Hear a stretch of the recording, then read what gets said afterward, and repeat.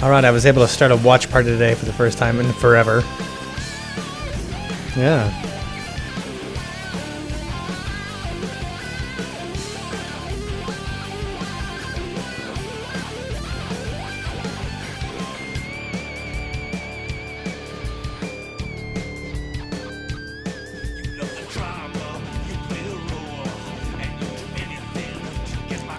From my personal page.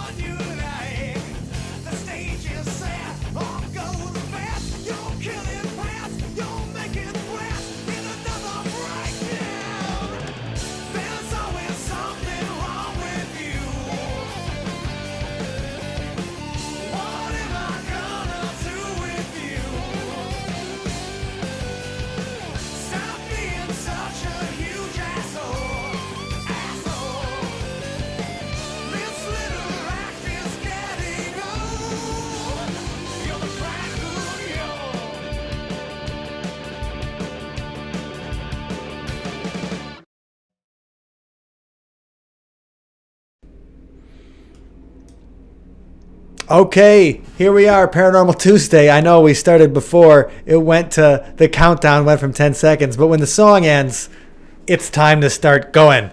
And so it's been a couple of weeks, and my, oh my, I know that Wendy and I certainly...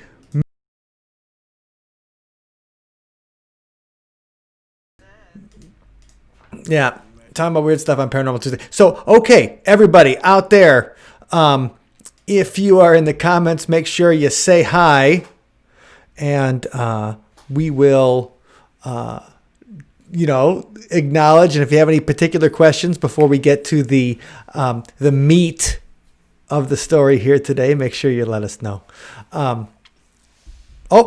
Stu, hi you too, and congratulations to Wendy and Scott. Hey, thank you, Stu. Very nice. Good to see you. Good to see you. Hope you had a good couple weeks and a great Halloween. Pam, hello there. Missed you guys so much. I was experiencing sunspot withdrawal. So sweet. Well, we certainly missed you too. Were experiencing that same kind of withdrawal. Let me just see if I can get this. It's always so hard depending on how big people's Facebook comments are. Hello, Scott. Hope you're doing well. There we go. Hey, Scott. Oh, well, and Lisa, good to see you, Wendy. Not good to see Mike, that prick, but good to see Wendy. Oh, well, she probably has seen you more recently than she's seen me. That's probably true. So, all right. Hi, Lisa. Okay. Nice to hear from you. Either way, we owe 3 Patreon ooftas, even if it's Paranormal Tuesday tonight. That's right. I'm feeling it because it's been a while. So 3 Patreon ooftas to Stu, oofta. Oofta. Pam, oofta. Oofta, Pam. And Lisa, oofta to you. Oofta. Woo-wee. Oofta to you. That's right. All right. So, I mean, now she's like, hi, Mike. I guess I'll say hi to you, too. That's all right. That's all right. Okay, obviously, people haven't been thinking about the paranormal for a couple of weeks because they got their eyes on everything else. And that's cool. Our eyes are always on the weird. Hello, Sharon. Sharon. Sharon gets a Patreon. Oof-da to you. Oof-da, Cool. girlfriend. In the frozen north of the Twin Cities. So we thought, well, all right, let's take a break, relax. And now we're back to get on the weird train now that we're back in the middle of November. And the good news is that we're all under house arrest again. Oh, no. Starting today. So since we're under house arrest, we might as well hang out on the book where we stick our faces. Yeah, we got to ramp it up. We got to make things even more fun than we thought they could be. Yes, we have to. Okay, Sharon. Congrats, Wendy and Scott. Toasting you with a Glenlivet 15 year. Oh, my goodness. Thank you. Look at that. Very good. Cheers. Very good. On the watch party, Dana Stricker, who we've met at a lot of paranormal. She says, I want some of what you guys are drinking. Hello. Hi, Dana. How you doing? And I don't have anything as nice as a Glenlivet 15 year. I'm just doing the regular Johnny Walker, and that's just 12 years in black. And I've got a nice hot ginger tea with some lemon and some honey and some Admiral Nelson. The Admiral, he's there. Well, it's starting to get below zero, so it is time. Yeah, like they said, toddy.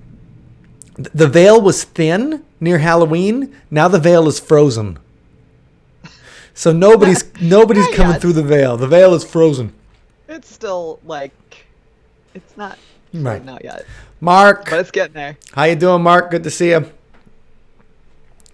Hey, Mark. Mm-hmm. Cheers. Oofda. Oofda to you. And Pam, congrats, Wendy and Scott. So the nuptials are coming through with some congratulations to a wonderful thing. Thank you so much. So what's in my background today? Like what are we looking at? So the reason that I put a city in my background today is because we were going to talk about some of our paranormal adventures in a particular city. And I thought we'd start with Austin, Texas as a place. I like it. To talk about paranormal adventures.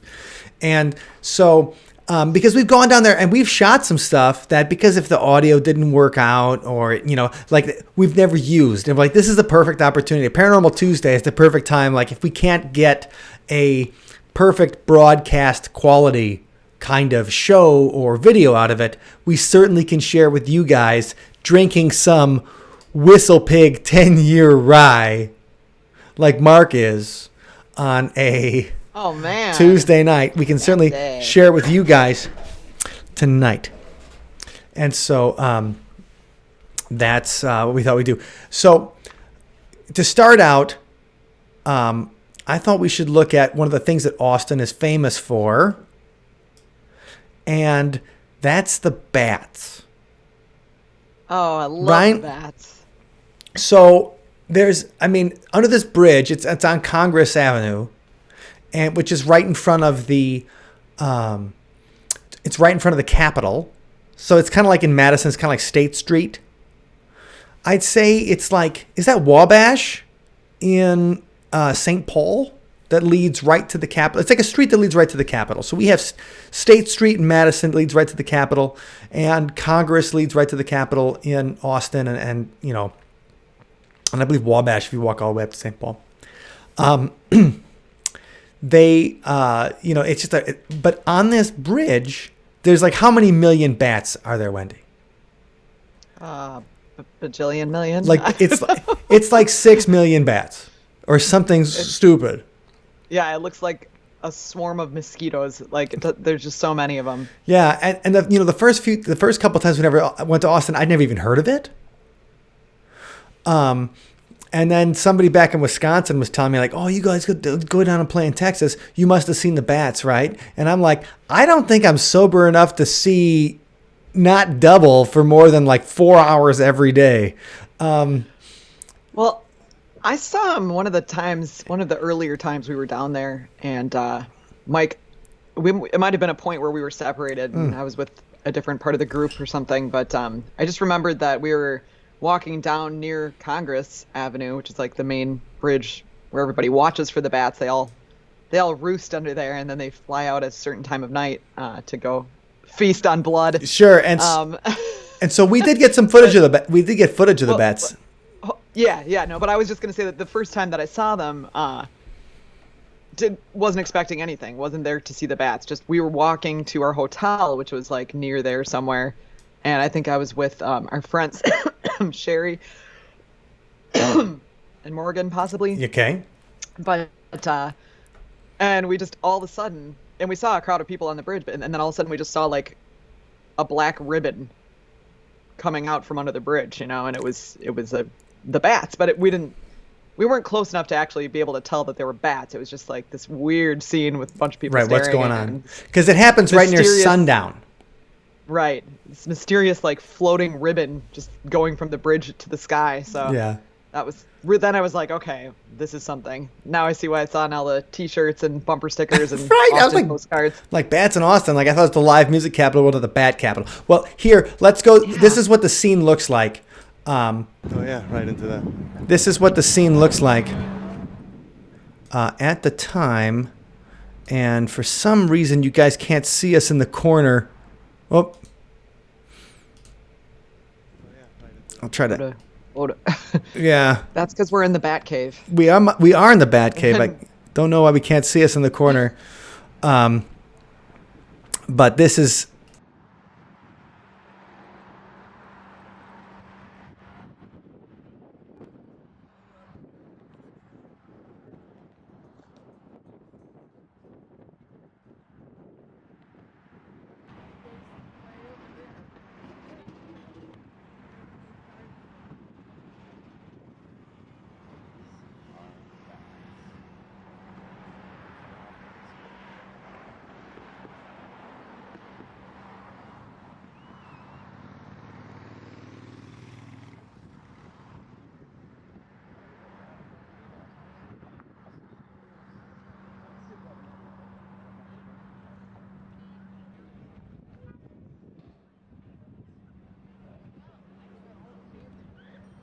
Oh. Okay, sorry. We were muted for a second there. Uh-oh. Right during the exciting part. I just checked it, too. Okay. The murmuration of bats. Look at that. That's so cool. Yeah. Is that... What is that? An airplane? Okay. It's a bird. It's a plane. It is a bat. Was that coming from the video? That was coming from the video. There's no airplane over the head right now. Okay. There they are. Oh, cool. So cool. So that really is, it just looks like a ton of bats flying around, and they fly in this big ribbon in the sky away, and it goes on for like 20 minutes. It's so cool. So that goes on for like 20 minutes, and I was hoping we could be in the corner, and I don't know, I think I broke something here. Oh, that's okay. So I looked it up. It's 1.5 million Mexican freetail bats. Mexican freetails? Yeah, according to Austin.com. Those, they're not lying to us. That's what it is. Right. So 1.5 million. Now the plane is overhead here. So that's what I was hearing before. Oh, well, then it probably is just the usual. They're coming in because Madison doesn't have very many landings after 9, so it's probably the time. And right now they have even less landings because we're under arrest. I'm wearing my ankle bracelet. I'm wearing my ankle mask so that I know that if I leave, I get reported. It actually could have been the fighter jet because I heard it here like not that long ago. So could have been a fighter jet. Maybe they blasted from west to east quickly. Scott, just a constant stream for a half an hour. Right. It is crazy. It is crazy. Yeah. Yeah. River of bats. Sharon said she was the wrong season to see the bats the one time she was in Austin. Well, that's too bad, Sharon. That's right. Because they migrate for the colder months, right? Well, are there colder months in Austin? It gets to, we've been in there in the dead of winter and it's 50 something. There is a season where I think they migrate elsewhere. Yeah. Where are they going? They're going to get dinner. They're going to feed on bugs and whatever else they can find. Yeah, that's right. Lisa's like, they're going to feast. Yes. Yes. Yes, feast, my little one. Oh, my pretties. So Lisa's like, they are going to feast. Oh my gosh. So, but that's like the first weird thing. So, like, is Austin a haunted place? Well, yeah. And the fact that there's 1.5 million bats that go flying around every day during a certain season, starting at dusk, makes it extra fun. And so that was we were working on doing like a little see you on the other side video of Austin that year. So 2017, we went down to a bunch of stuff. But none of this, like, first of all, our ghost hunting expedition did not produce any results. So it was a little rough, but I will show you guys, because I want you guys to see the Ovilus in action at some time. Oh, well, actually, there was that moment. There was a little something. I wasn't able to find it when I looked through, like the exact moment. So I will get the footage from Vic. Yes. Well, I've got some of it, but unfortunately, I wasn't able to find any of our a good version of our ghost hunting stuff. But we still will check in with the Strange Town guys in a little bit. And the first place we went to Austin that year in 2017 is we went to the Oakwood Cemetery, and we had looked up these different things about it. And we're like, okay, what's the Oakwood Cemetery about? So we filmed a little thing of us at the Oakwood Cemetery telling people about the haunted stories. And Yay. I didn't even know I worked on this until today at about 5 p.m. when I was like, oh, let's look up some Austin stuff and talk about that tonight, because I knew we had some footage and we've been there. And then I was like, oh yeah, we put together a video. We were down there and we were, So let's talk a little bit about the Oakwood Cemetery in Austin, which is the oldest cemetery. And you know what? I don't got to tell you about it. We should go there. Let's go to the clip. Hey, I'm Mike. And I'm Wendy. From the See You on the Other Side podcast. We're here at Oakwood Cemetery, reportedly one of the most haunted locations in Austin, Texas. Established in 1839, Oakwood Cemetery was open to the public at all hours for a long time, but apparently a lot of people used to like to party here. Yeah, we know what that's about. So what happened was all that partying kind of disturbed the spirits, and it's reported they didn't like it very much. Now Oakwood is closed at nighttime, but we're here during the beautiful Austin sunshine so that we can check out some of the local legends. Let's go. The mortuary chapel behind us was built in 1914, but in recent years during renovations, a construction crew discovered 25 unmarked graves underneath it.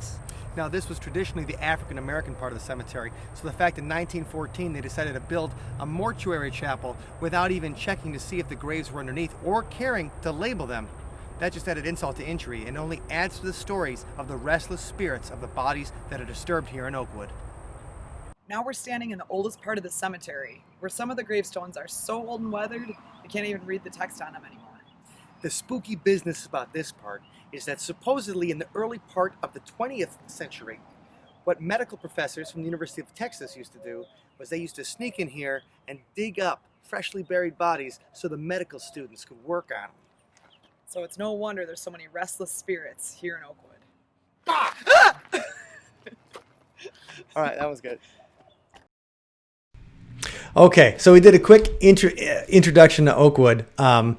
And we were there for about, 3 hours and had a chance to go in, get a bunch of B-roll and footage and everything like that. And when I was looking back, there's probably about 10 takes of each of us doing that. Yeah. Like that last thing. There's like, I mean, Didn't have a lot of time to spend memorizing our lines. yeah, Wendy, you did a really good job of acting scared on the 10th time. I got to say, I was like, oh, she still looks pretty scared. Still got her. Thanks. Still got her. Say. And that was a fun thing. So, number one, here come the planes. Woohoo! Yeah, and they are landing on top of my house. I do have a landing strip. I'm just kidding. The landing strip I have below the belt. But the thing is that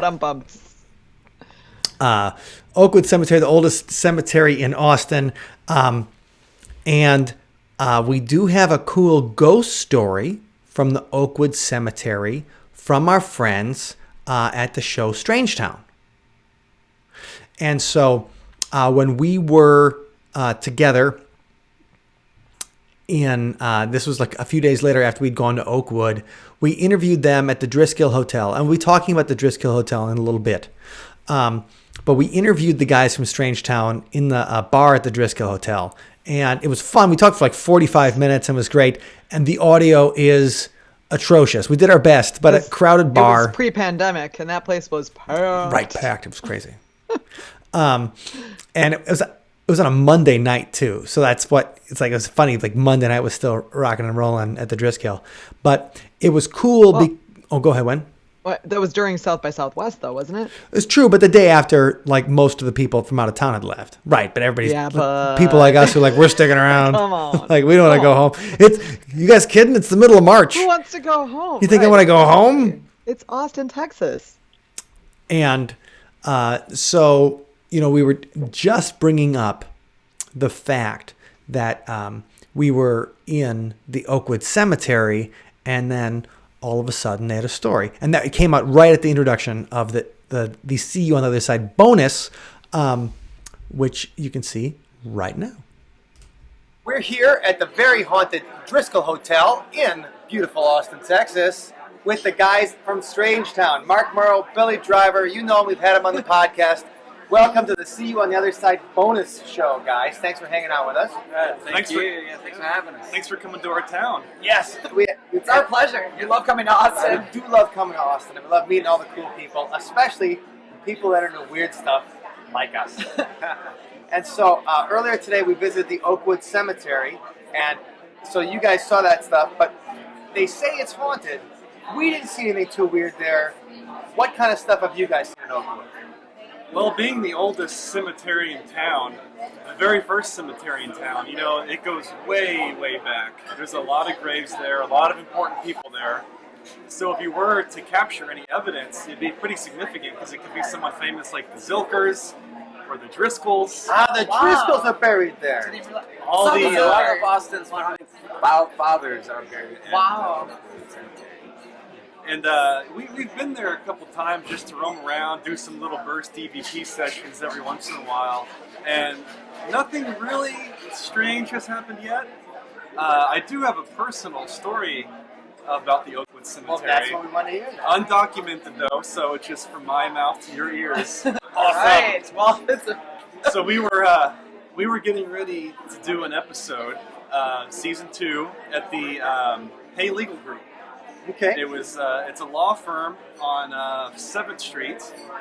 It's located on the Bremen block. It's a whole block of homes. It was owned by the Bremen family. Oh, that's not Pierre Bremen, right? It is. We stopped by his house last night, and I got some shots because we talked about one of his ghosts. There's a ghost story on the second floor. Oh, yeah. Nina Bremen, or whatever, shows up. Well, we got to investigate that house. We shot the episode and we did our investigation, but we kind of ran into a snafu of not being able to find any historical photos. Oh. And being a TV show, we have to have lots of historical pictures As and much videos. visual as you can get. Yeah, something with the Bremen family didn't release pictures, or like their family wasn't going to allow these photos to be shown publicly. Okay. The house next door has the Bremen family archive, and they don't let anyone go in there. So we got kind of frustrated, and like a couple months went by, and one day, it was winter time, it was December, I was riding my bicycle through the main road that goes up the Oakwood Cemetery, and the sun was setting, and I had, a thick jacket on, and it was kind of drizzling a little bit, and off on the horizon, I noticed a woman standing in the middle of the cemetery wearing a sundress and like a big brimmed sun hat.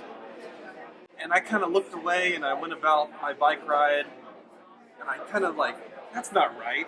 It's What's winter. she doing? Yeah. So I kind of did a double take and looked back, and she was gone. Well, the thing about Oakwood, as you've been there, it's flat. Yeah. It's surrounded by barbed wire fence, and there's only 2 ways in, on the main road. So there's really nowhere she could have gone. So I kind of just scoped the horizon for a while. I just stayed there and waited for some movement. I didn't see anything happen. I didn't see any other people. So I decided I was going to go see where this entity was standing. Yeah. Or see if maybe they're there somewhere sitting down. So I put my bike down and I just beelined straight through the cemetery, and I walked right to where I saw the woman standing. And right when I got to where she was, I looked down at the ground, and I was standing on the Pierre Brimond family plot. Oh, wow. So you saw Nina. Maybe. Right. Or at least she drew you to that particular point. Yeah, it was definitely... And you're like, I got my B-roll right here. Yeah, I think you went back and got B-roll of the Well, yeah, plot, we did. and then- We were talking about going there just to get some B-roll of the plot. We had never made it, but that certainly saved us having to look for it. But it was a weird coincidence that happened.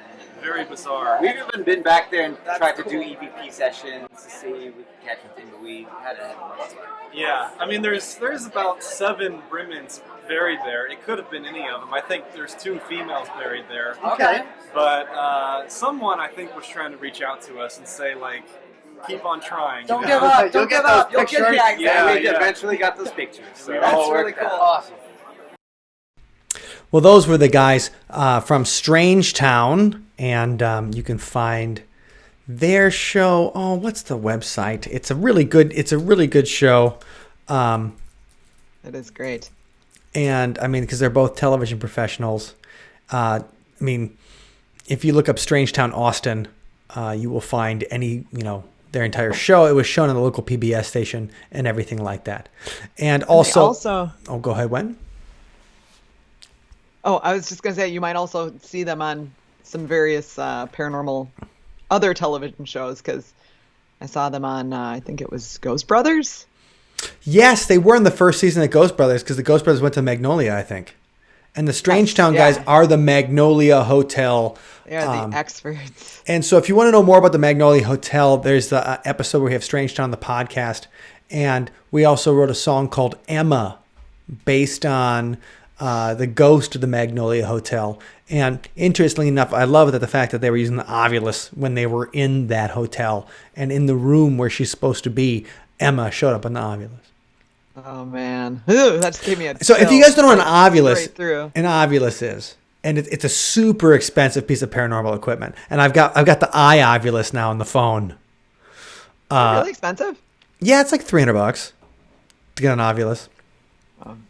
Which I guess isn't super expensive if you're into ghost hunting, because things are, like an SLS camera is a lot, and that's just to watch stick figures hump.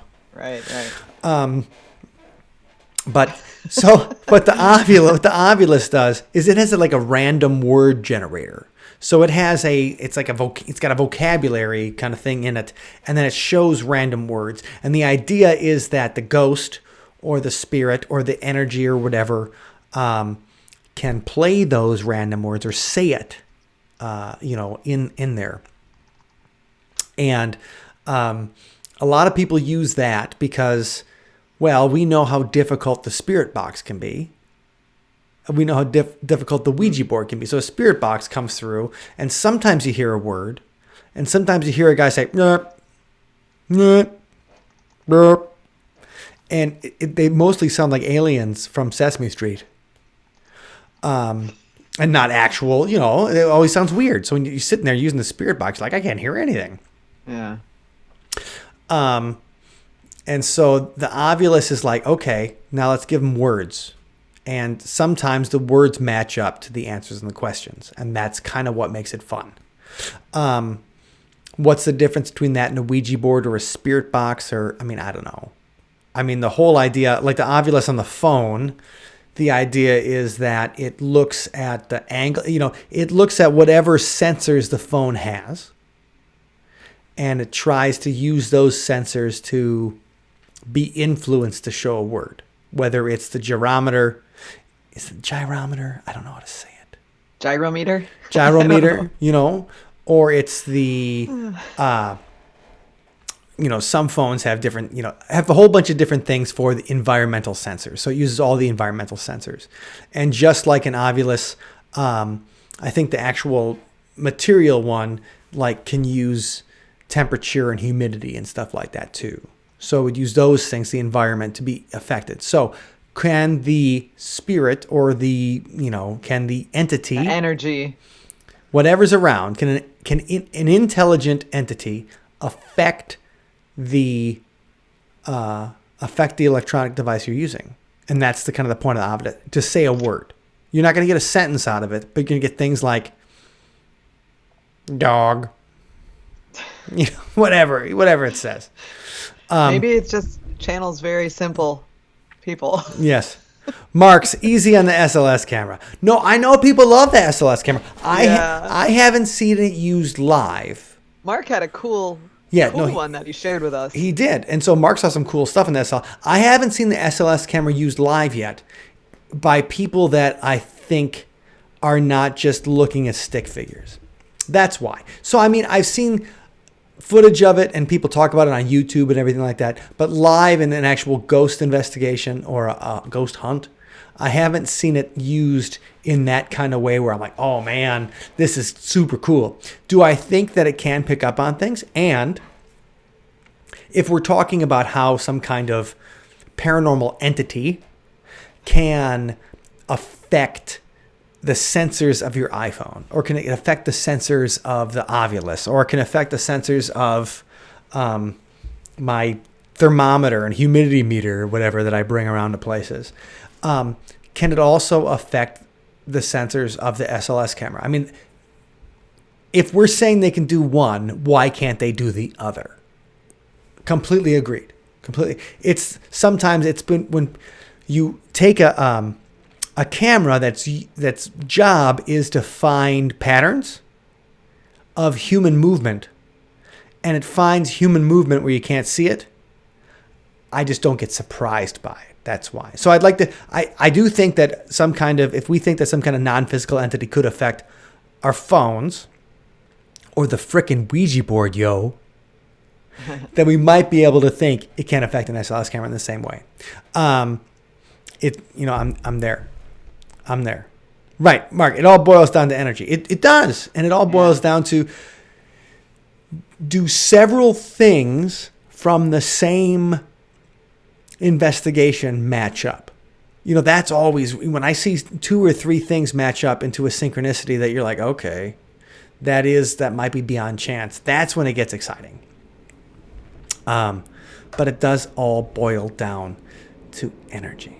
Wendy, what's your favorite piece of paranormal tech? What do you like to use? What have you used where you were like, or you've seen other people use it and you're like, I'm kind of impressed?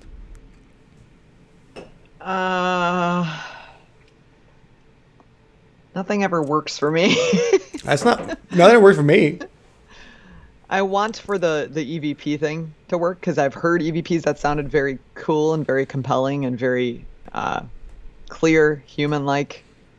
But I myself have never had the experience of a nice, clear EVP. I don't know. I think I'm more of an old-fashioned kind of. Sure.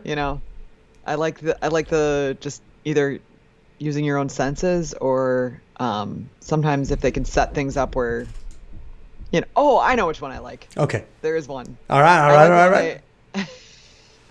I've never seen it work very well actually in person, but I've seen it on plenty of television shows where they take the flashlight and then they twist it so that it's just barely the Maglite test. It's on the brink of being on and off, and then so theoretically the energy would be enough to complete the circuit or not. Sure. And then they ask questions, and I've seen actually one of the Strange Town, speaking of those guys, they had a video where they went into a house. It was just a private residence that was having issues, and they were asking questions, and the flashlights were you would think someone was controlling them because they were responding so repeatably. It was crazy. What we're talking about here is where you take a Maglite or any flashlight that twists on the head battery, right, to get it to turn it on. So you twist it to turn it on like a Maglite, and these, and not a huge one, not like a Maglite that's like the Maglites that are 12 pounds or whatever that you can use for a weapon. You want to use one of the smaller ones. Well, it doesn't really matter what size it is, because You're just twisting it until it's barely True, you're right. connected to the battery to complete the circuit to turn the light on or off. And the idea, I mean, I think a REM pod is much in the same direction, where you have a circuit that's, that's kind of it's Schrödinger circuit, whatever. It could be on, could be off. It depends on how, like, if the humidity changes, it can turn on. Yeah. If somebody farts, it can turn on. The smallest thing can make a change. Because we've all seen how the battery, when a battery's in the chamber and you see the little spring holding it in place, it's basically, that's part of the circuit. So you know how finicky those things can be. Absolutely. So if you barely look at it the wrong way, it can, and that's the whole theory behind it, is that it would only take a very minute amount of energy to modify that circuit and either turn it on or off, which is where people think, oh, it might be a communication device that we could use. The first time I heard of that was actually there's a woman named Heidi Steffens who's got a place in Minneapolis, or the Minneapolis area, Twin Cities area, called My Spirit Experience. Cool. And she was doing a community class in St. Louis Park on ghost investigation.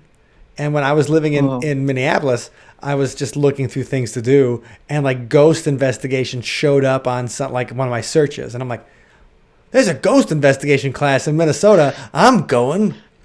And that's awesome. And then she was doing that, and we were practicing it in class, the idea. And in class, it was working. We're sitting there saying, is there anybody in the room? And we're just in some community college in St. Louis Park. And I'm just like, is there anybody in the room? And then it goes, it's on. I'm like, all right. And then it turned back off. And then you're like, okay, do you have a friend? And it turns on, and you're like, what? Yeah, it's cool because it's so binary. There's no questioning, oh, I heard this, or oh, it said that. It's like, no, it's either on or off. And the timing of it either is random or coincidentally corresponds, or maybe some of us like to think that it's a spirit. Okay, it's not a coincidence that it responds. So Sharon's like, do they set the flashlight down to rule out human movement setting it off? Absolutely. Yes, of course. It can't just be some guy like the psychics going, okay, is there anybody in the room? Yeah, they'll usually put it down on a bed or on a desk or somewhere stationary, and then walk far away from it and ask the questions and put a camera on it. Where no one can touch it. Yeah, exactly. Pam, there are some interesting articles on the problems with using mag lights due to false positives with circuits. Cat balls seem to be the latest fad. What's a cat ball? I have no idea. Cat balls. All right, hold on. Cat balls for ghost hunting. Is that like a toy? Like a cat toy? Must be. It can't be like cat testicles. They can't do they go to the vet where the cat's been spayed, and they just clean them up, and they're like, hold on, we need to use these for ghost hunting. Here's what they are. Hold on, let me share my screen. Oh, yeah, I want to know here. And then Okay. So, ghost hunting touch activated flashing balls, cat toy, paranormal. Oh, those things. Okay. So those are the motion active. Oh, wait. Why are they called? Because it's a cat toy. Cats like flashing lights, right? Yeah. And this is the British one. So you say 3 types: ghost hunting touch activated flashing balls, flash cat toy, paranormal. Alrighty then. See more product details. These clear plastic flashing balls light up and flash when they are touched and move. They are for cats and pets, but have been used by paranormal investigators for some time now. We sell them in packs of 3s, as you want intelligent responses from them. If you ask the spirits to touch your balls, and it flashes, ask it to touch a different one so you know you're talking to a spirit that is intelligent. Oh my gosh. We have used these on paranormal investigations and have had amazing responses with them, especially trying to communicate with spirit children. Okay, Mike, we know what we have to add to our arsenal of tools. Yeah, Daddy needs cat balls, yo. Get yourself some cat balls. Get yourself some cat balls, mate. It's a new thing. Yeah. All right. Well, thank you for Yeah, letting me thanks, know Pam. about Sharon's. Like, my cat doesn't have balls. He was already fixed when I got him. Poor Charlie. Oh, goodness. Okay, Mark's like, I was in an investigation that was getting good results with the flashlight until I walked in the room, then it stopped. So, Mark, you are the battery negative. Ah. They booted me out and it picked up again. I guess the energy was not feeling me that night. Well, or maybe it felt you extra strong and it was just didn't, I don't know, Yeah. responding to that. Who knows? Mark's like, they used it all over the Queen Mary a few weeks ago. Okay, so on the Queen Mary Cool. over Halloween weekend, I guess it was all cat balls. I was just going to say, are we talking cat balls or are we talking flashlights? They were like, it's California, it means probably was balls. Problem is, like, a lot of those, I mean, I know I'm always being the skeptic here, but It's a lot of those- okay being the skeptic. We're talking about crazy shit. a lot of those inexpensive electronics don't exactly have, and you know, maybe that makes it a better candidate for this kind of thing. Well, But that's what I feel mean.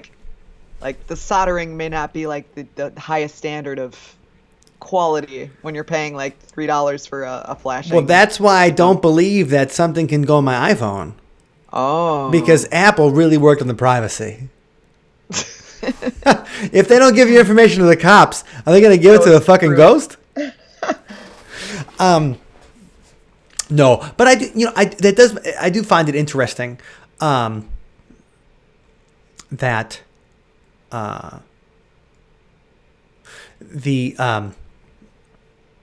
the cheap electronics as a ghost investigation technique. I do think that's super fun because it's just so it's like, yeah, like the things don't quite touch each other. So what makes it, like, we can't always get it to work. So now that's a thing where we're always hoping it works in the first place. Now we're hoping we can use it to talk to the dead. Yeah, but now it's like, I don't know, like the scientist in me doesn't like that because Sure. your data isn't valuable unless you have a calibrated tool. And you can't calibrate something that's, Cheap. you know, very cheap, yes. Right. Exactly. Not just cheap, but I'm made not trying to made by poo-poo like all an the fun. made by like an 8-year-old who sleeps for 6 hours a day and works no. for 18. But you know what? Let's get us some cat balls. Let's take them somewhere of haunted repute, and let's try it out. I think we should we're going to do a Paranormal Tuesday from a cat ball location. Like, we'll do it. Coming up. We could do a purely cat balls investigation. Yeah. Like, just, you know what I mean? Don't spend the time with the EVPs and all the others. Just cat Just balls. cat balls. I'm in. I mean, it would be interesting because usually when we do these investigations, we have so many different things going on, and it's a lot to keep track of. So I actually kind of, that's appealing to have just a pure one experiment kind of thing. I think this is a great idea. So we will go to a haunted place and we will use cat balls and we will bring you guys along on it. Wendy, we did not show, I don't think we showed us playing music at the Oakwood Cemetery. What? So Wendy and I also, by this point, it was getting near dark. Oh yeah, we almost got locked in there. Yeah, Somebody did get locked in there that night. Yeah. There was, like a runner. But then the cop or whoever was the security officer came. Yes, because he had his dog, so he couldn't just climb the fence. He had to let his doggy come Right, with him. and so then he let us out. And then And then he let the dogs out. they're like, who let the dogs out? The guy at the cemetery let the dogs out. Isn't it like the caretaker, or like, what do they call it? The Undertaker. No, it's the crypt keeper. No, the groundskeeper. A lot of No. groundskeeper Willie. I got dead people in here. They come up and out. They're going out, and it's crazy. They're coming out of the ground. That makes me want to cry. Oh no. Anyway, they were very nice to us at the Oakwood Cemetery. Oh, it was a beautiful place too. I recommend if you're in Austin. I mean, And you're such in an old in the place, and cemeteries. huh? And you're in the cemetery. Like, you Oh, yeah, wouldn't but I recommend mean, it to somebody who's just like, well, what do I like? Well, I like clubs and K-pop. But it's so pretty. Like, if you want to take a stroll, and then like there's some really pretty trees and flowers, and just it's fun to look at all the old gravestones and see that different artwork on those. And It is. I would recommend it. I thought it was great. It was a really neat stop, even though it has like a pretty messed up, weird history. Well, let's go do a song there. Hey, all right. I was a ghost without a story, a specter looking for a past, waiting and just watching all these lives pass by so fast. I wrote a tale without a hero, and I wrote a song without a tune. But all stories need an ending, and I hope that ending's you. So here's my prayer. Let me know that you can see me there.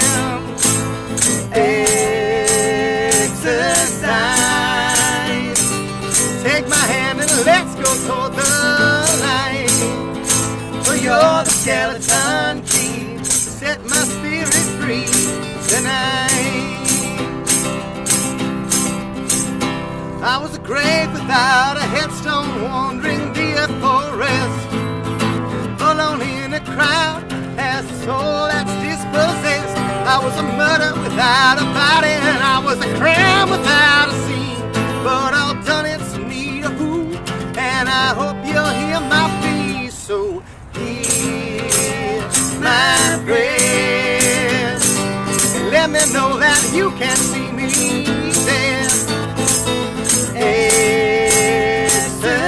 Exercise. Take my hand and let's go toward the light. For you're the skeleton key to set my spirit free tonight. Whoa, whoa, whoa, whoa. Whoa, whoa. Whoa, whoa, whoa, whoa.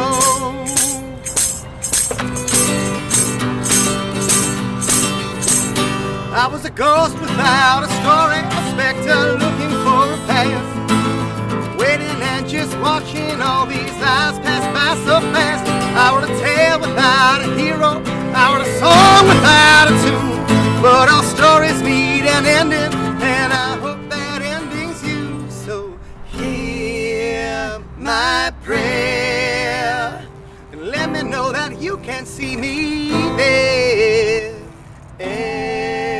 Exercise. Take my hand and let's go toward the light. For you're the skeleton key to set my spirit free tonight.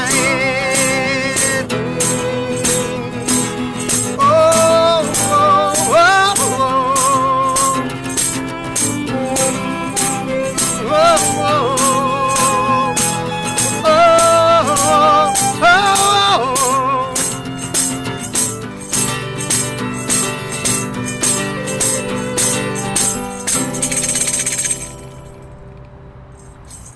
Thank you, Oakwood, especially the medical bodies. Medical students. All right. Okay, that's going back in Our hair time. was short. I was gonna say my hair was a lot shorter back then. But it was a fun day, and you know, you can see the high rise of Austin in the background from the cemetery, and that makes it pretty cool. Makes it pretty cool. Yeah, and you did a good job of capturing the some of the beauty that I was talking about of the cemetery. Thank you.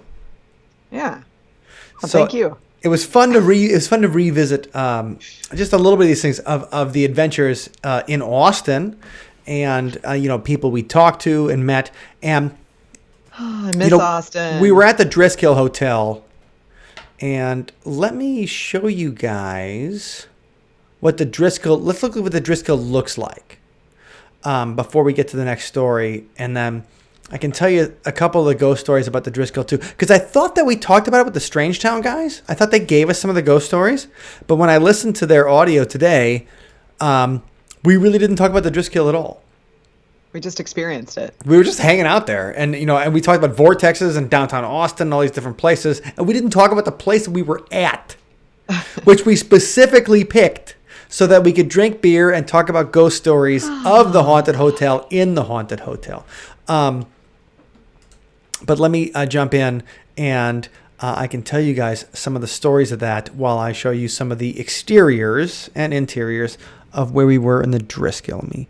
Oh, yeah, and I was going to mention, too, that I would recommend Monica, the tour guide for the Austin Ghost Tour. She's got a book about haunted Austin. She does, and she has some really great stories about the Driskill in it. And you'll be able to hear one of those stories in just a minute. Ooh. And so this... It's a good book, though. Is where we are. Let me just make sure we're not muted here.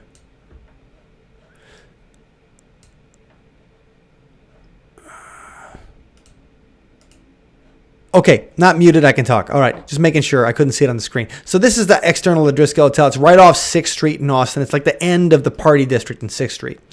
The Driskill is built in 1886. It's a Romanesque revival place. It's the oldest operating hotel in Austin. The people that have been there, Annie Lennox, Roy Orbison, Jerry Garcia, Matthew McConaughey, of course, but people have seen him all have had Matthew McConaughey saying Austin, Luke Wilson. He's a Texas guy too. But it's a nice, like, subtle place to hang out. The first long-distance telephone call in Austin was made from the hotel's lobby, and it was the site of President Johnson and Lady Bird Johnson's first date. So how do you like that? So, a couple of ghost stories. A story goes in 1887, just 1 year after the Driskill opened its doors, the 4-year-old daughter of a U.S. senator fell to her death when she tripped and tumbled down the grand staircase in the lobby while chasing a ball. That's where we're taking, that's where you see the B-roll right now. I'm trying to do decent zooms and like I'm trying to get like pan shots and stuff. Visitors have reported the sound of giggling and bouncing ball as evidence that the young lady haunts the hotel. The death was reported at the time, and according to Haunted Places, there was a documented sighting of this young girl playing with her ball at the hotel 1 week after her death. Obviously, Haunted Places is not the place you want to go to for a documented sighting in 1887, but it is still pretty sweet. And there's...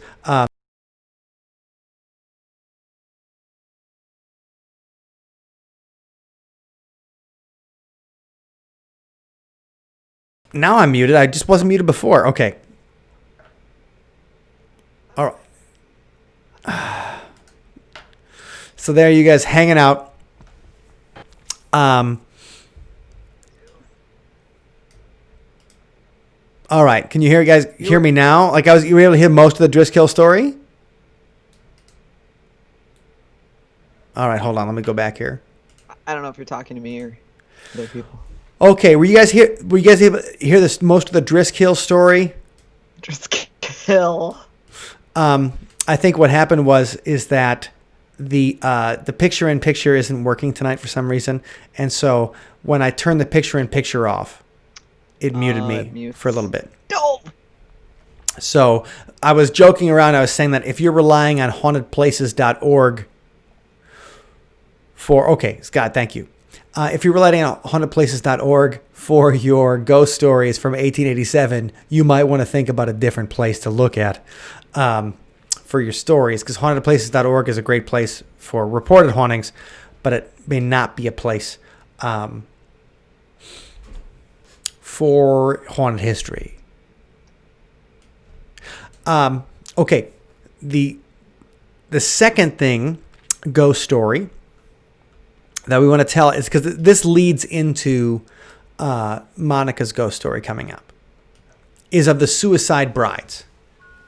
So there are 2 suicide brides at the Driskill Hotel, and the first is the story is that a young groom cancels his wedding, which was scheduled to take place in the hotel the night before the ceremony. So he gets cold feet, and he's like, I'm out of here. I'm going back to the ranch or whatever you do in Texas. And I want to marry a steer.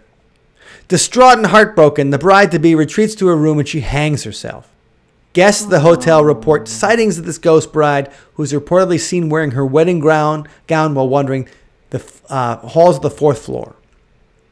That's sad. So somebody is saying that, that it's not real because if, why would she be wearing her wedding gown if she was never married?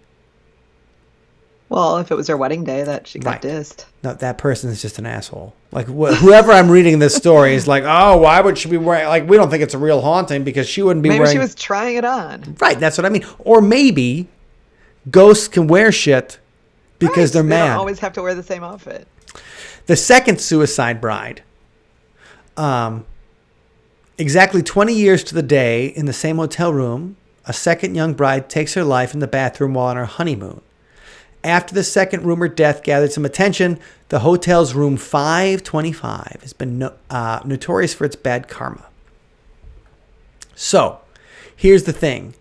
If we ever make enough money, Wendy, where we can stay at the Driskill Hotel, even on non-South by days, we're going to have to ask for room 525, and we're going to have to bring our fucking cat balls. There you go. So we can do it. So we want to tell you about the Driskill because Monica Ballard from the Austin Ghost Tour, who's very talented, and she took a whole afternoon with us to talk about places in Austin and everything. And so this is her recounting of a story that she has at the Driskill. Okay, and so you're talking about the Driskill Hotel. Yes. And so what was the story? You can sum it up real quick. What was the story that you guys were getting wrong? We were telling the story that suicide bride number 2, and when I say 2, that would imply There's a more than one. Yes. So suicide bride number 2 was a socialite in Houston who had her big day called off, and she drove to Austin in her fiance's little red sports car and prepaid for a 4-night stay at the fanciest digs in town.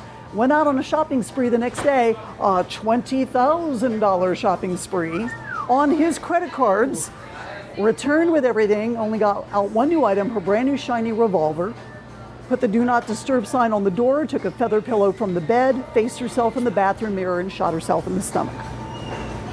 She bled out in the bathtub. So it was in the stomach too. In the stomach. So not even like a quick way to go. No, it's a vanity thing.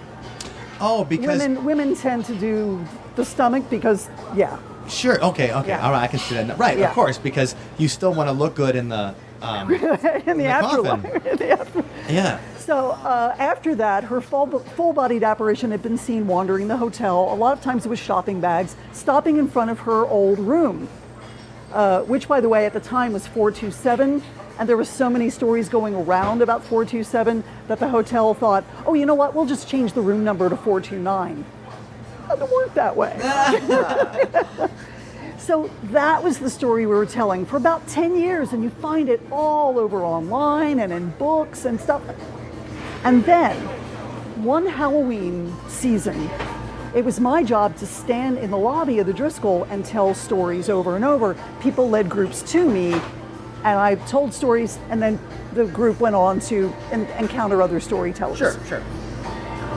Night before Halloween, I finished my shift, got a drink from the bar, sat in the lobby, finished the drink, and sat there, just kind of zoned out. And at some point, something said, now, leave now. And so I got up and I literally ran into a woman who saw my name badge, and she said, oh, I keep meaning to take a ghost tour whenever I'm in town. How often are you in town? Well, I come for all the UT home games. And I always stay here at the Driskill. The staff knows me, the ghosts know me, Tara, Samantha. Wait. Yeah, I gotta. The record scratch. Okay, so Yeah. first of all, when you heard the leave now, did it sound like a voice that you actually heard, or was it like a feeling? No, it was like a feeling. Okay. It was like a feeling that Got said, it. you know, and I just chalked it up to, yeah, you know, Happy tomorrow's Halloween. I better get some rest. It's going to be a big day. And then, boom, ran into this woman. So it actually, to go back a second, it actually was a ghost telling you to get out. So it does happen. All right, okay. But nicely, Right. hospitably. So she mentioned Samantha. And I said, whoa, who's Samantha? Because only 4 people in my circle of friends knew that I had captured a whispered voice like the previous March in the women's bathroom in the middle of a Saturday afternoon. Felt somebody was in there with me, and I got my recorder out. I said, "Who's here with me?" Samantha. Oh, wow. Okay. And I said, "Who's Samantha?" And she said, "Well, that's what the staff calls the senator's daughter because they had to name her something." I said, "Okay, who's Tara?" She said, "That's the suicide bride." I said, "Oh, the one from the 1950s on the 5th floor or the one from 1989? And I was just so proud of myself. You know, I can just But you just have these facts and figures. And she said, "Oh, no, actually it was 1991. I said, "How do you know that?" And she said, "Oh, I have a copy of the police report." Hey, would you guys at Austin Ghost Tours like a copy of that police report? That's nuts. I know. Eureka!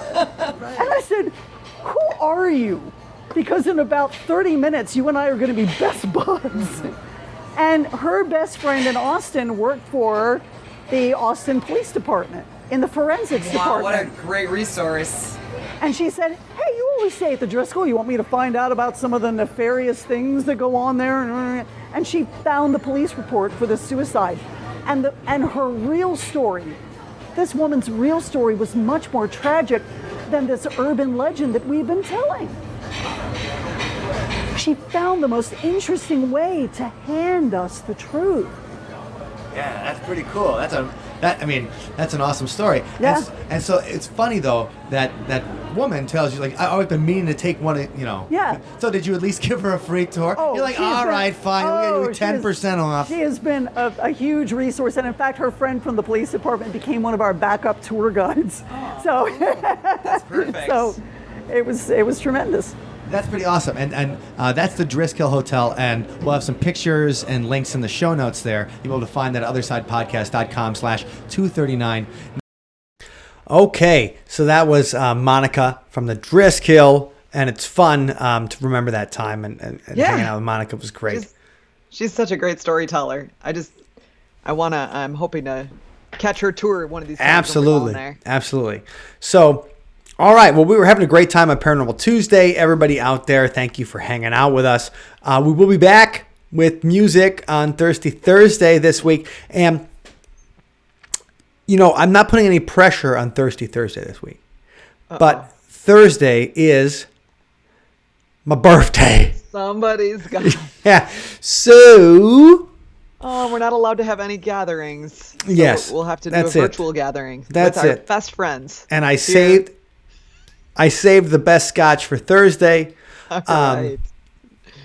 But for all hanging out. So let's all get back together on Thursday night at 7:30 p.m. and then Ben's going to be joining us too. Oh wait, so Scott is throwing his 2 cents out there. Boop, boop. Shoal Creek, site of the Pioneer Massacre, alleged site of hidden treasure, and the bodies of soldiers from General Custer's cavalry was found as well. The area flooded.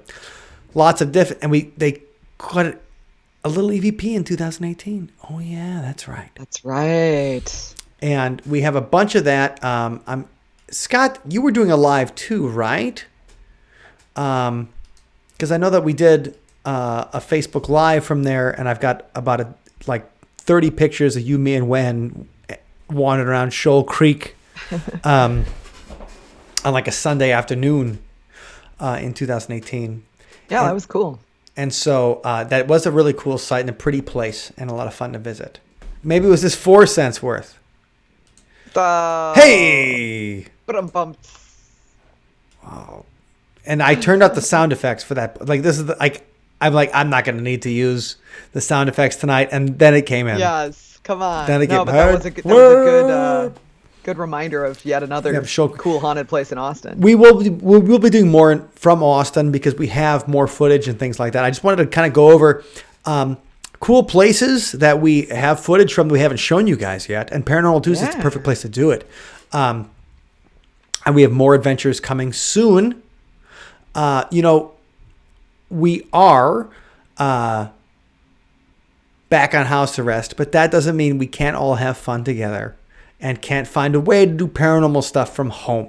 So that's what we're working on the next week, so that the Tuesday before Thanksgiving, we can figure out a way to do some paranormal stuff from home together. And that'll be next Paranormal Tuesday. In the meantime, Thursday, we're going to focus on music, vulgar conversation, and the like, and having fun.